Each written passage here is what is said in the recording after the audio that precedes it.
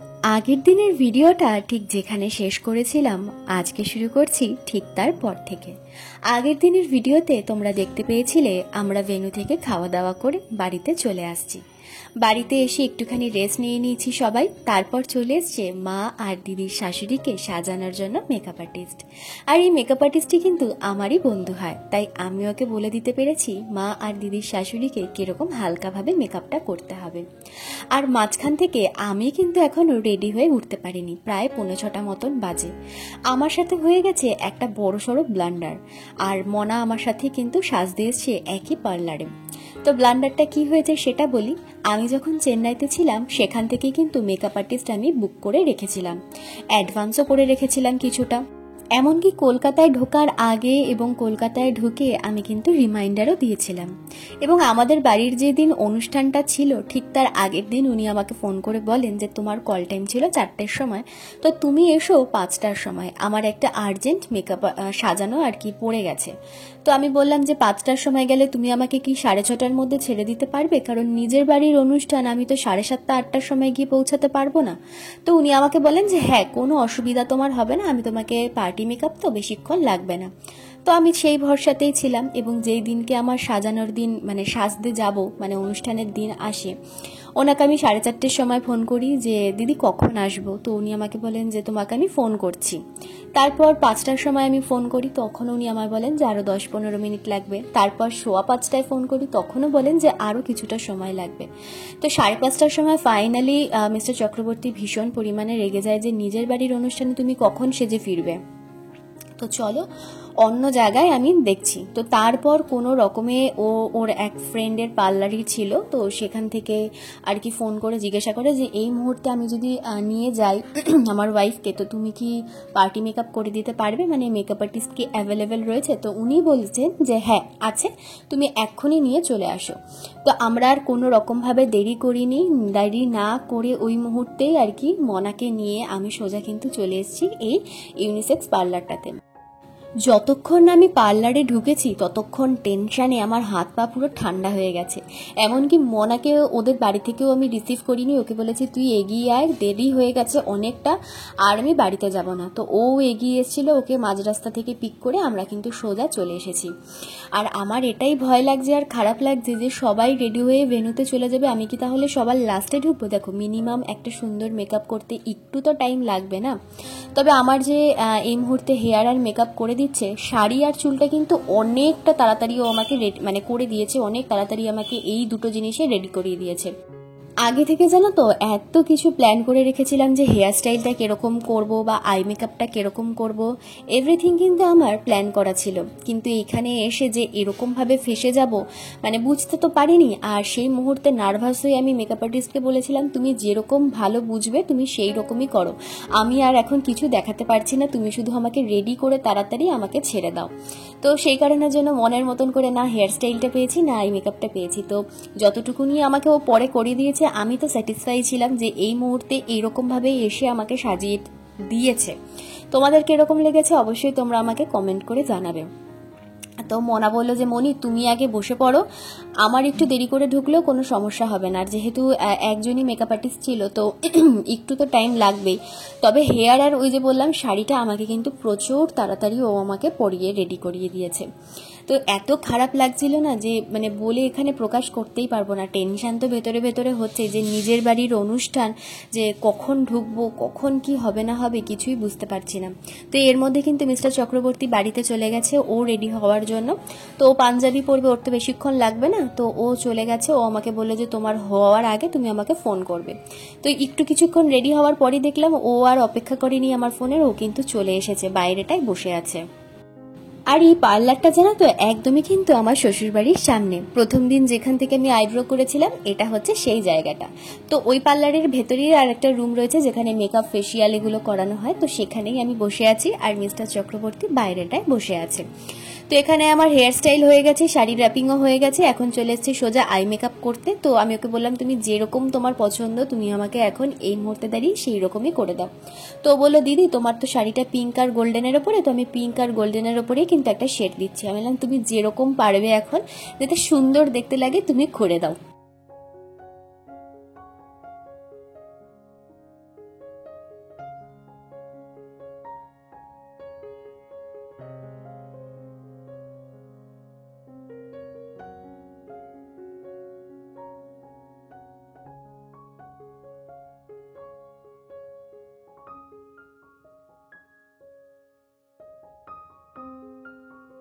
আর এখানে দেখো আমার মেকআপ কিন্তু অলমোস্ট ডান। এখন শুধু বাকি আইল্যাশটা পরানো, লিপস্টিকটা আর সিঁদুরটা, ব্যাস এই 3টে জিনিস হলেই আমার কিন্তু পুরোপুরিভাবে মেকআপটা কমপ্লিট হয়ে যাবে। তো তোমরা কিন্তু অবশ্যই আমাকে কমেন্ট করে জানিও যে আমাকে কীরকম দেখতে লাগছে। ওই মুহূর্তে দাঁড়িয়ে আমার কাছে কিন্তু এই সাজটাই ভীষণ সুন্দর লেগেছে। আর সত্যি যখন পার্লার থেকে ভেন্যুতে পৌঁছালাম তখন সবাই কিন্তু মোটামুটি বলছিল যে হ্যাঁ তোকে সুন্দরই লাগছে, যেরকমভাবেই তাড়াহুড়ো করে মেকআপটা করাস না কেন সুন্দর লাগছে। তো যাই হোক, এখানে সব কিছুই ডান হয়ে গেছে। সিঁদুরটাও আমাকে পরিয়ে দিল, আর এখন টিপটা পরিয়ে দিলে আমার কিন্তু পুরোপুরি কমপ্লিট হয়ে যাবে। আর এই দেখো আমি কিন্তু পুরোপুরিভাবে রেডি হয়ে গেছি। তারপর মিস্টার চক্রবর্তীকে বললাম যে তুমি আমাকে একটুখানি দিয়ে আসো। মনা ততক্ষণ রেডি হয়ে নিক। মনা বললো মামা আমি তোকে ফোন করলে তুই আবার আমাকে নিতে চলে আসবি। মনা আর বাড়িতে যাবে না, একদম ডাইরেক্ট এখানেই কিন্তু চলে আসবে। আর এই যে আমাদের দেরিটা হয়ে গেল, এই দেরিটার জন্য অনেক কিছু কিন্তু সমস্যা হয়ে গেছিল। মিস্টার চক্রবর্তী থাকতে পারিনি কেক কাটিংয়ের সময়, আর ও যেহেতু থাকতে পারিনি আমিও কিন্তু সামনে যাইনি কেক কাটিংয়ের সময়। এতটা খারাপ লাগছিল না কি বলবো।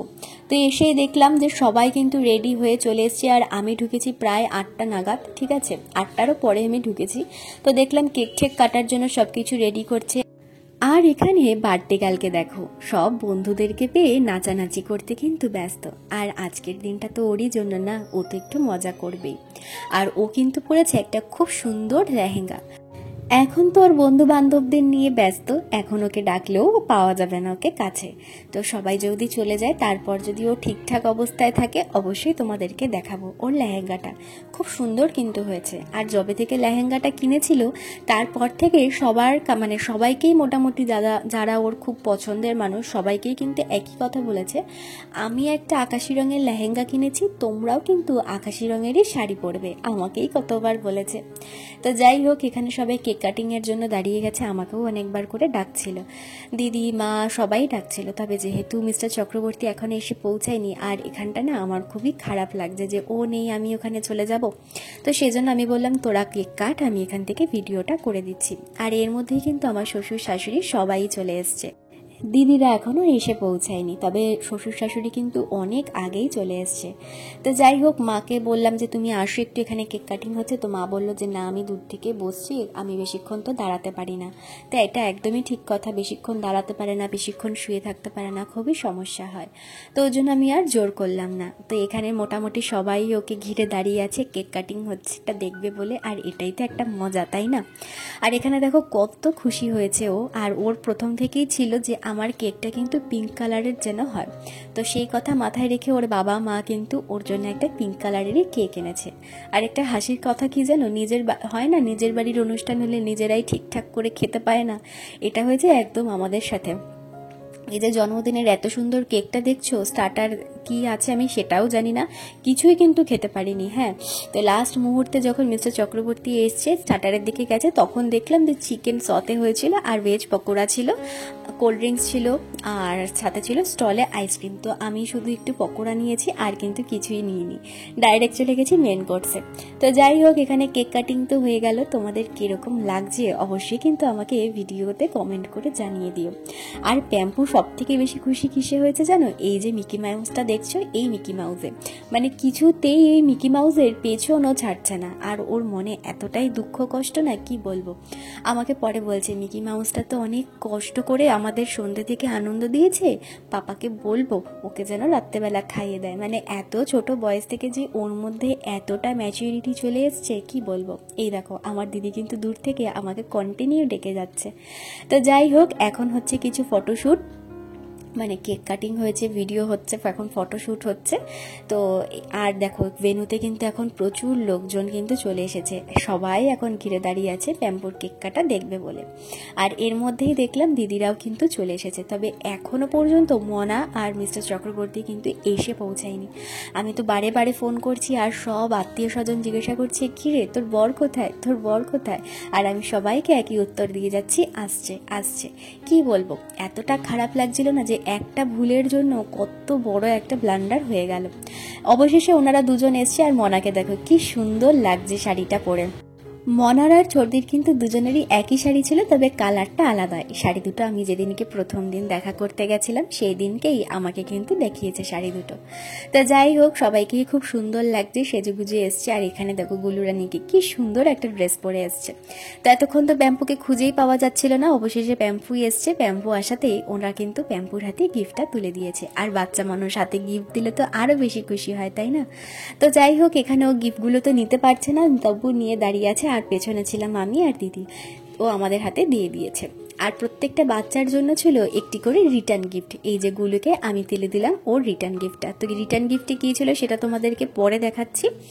আর এখন এতক্ষণ পর মিস্টার চক্রবর্তীকে পেয়ে আমাদের বাড়ির সবাই চলে এসছে ওর সাথে একটু কথাবার্তা বলবে বলে, কারণ এখনো পর্যন্ত ওই বাড়ির নতুন জামাই। যে 2 বছর বিয়ে হয়েছে ঠিকই, তবে খুব কম সময় কিন্তু সবার সাথে আর কি দেখাশোনা হয়েছে।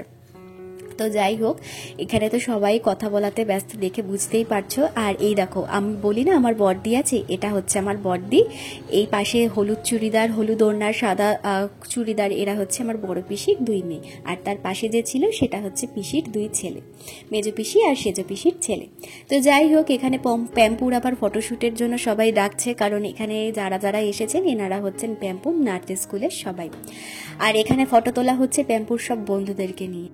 আর এর মধ্যেই চলে এসেছে রাজাদার এক বন্ধু। তো আমাকে বলল, চলো, সবার সাথে ব্লগ বানাচ্ছ, আমার সাথেও একটু ভিডিও বানিয়ে নাও।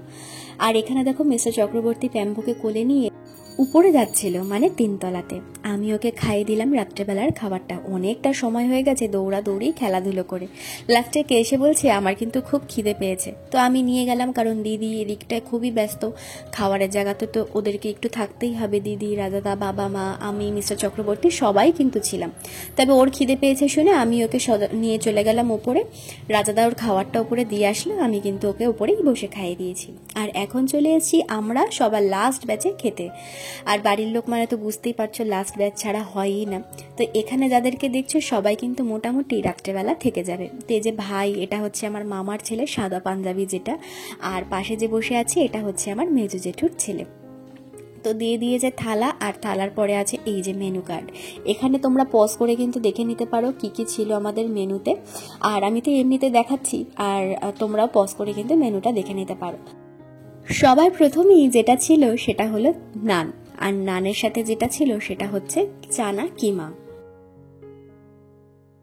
এই লাস্ট ব্যাচে খেতে বসে মনে পড়ে গেল আমার নিজের বিয়ের কথা, জানো তো। সবার লাস্টে বসেছিলাম ঠিকই, কিন্তু কোনো কিচ্ছু খেতে পারিনি।